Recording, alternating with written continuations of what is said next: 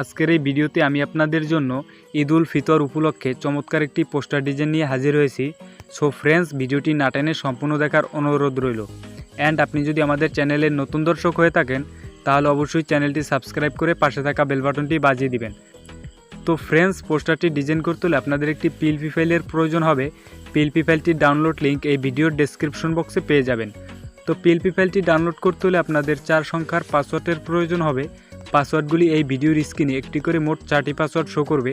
তো সেখান থেকে আপনি পাসওয়ার্ডগুলি কালেক্ট করে PLP ফাইলটি ডাউনলোড করে নেবেন।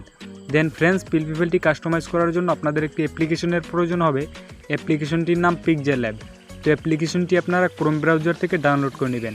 তো ফ্রেন্ডস, অ্যাপ্লিকেশনটি আমার অলরেডি ইনস্টল করা আছে, তো আমি অ্যাপ্লিকেশনটি ওপেন করে দিব। নামাজ বাদ দিও না বন্ধু, এবারের চেয়ে ওপারের জীবন বেশি সুন্দর।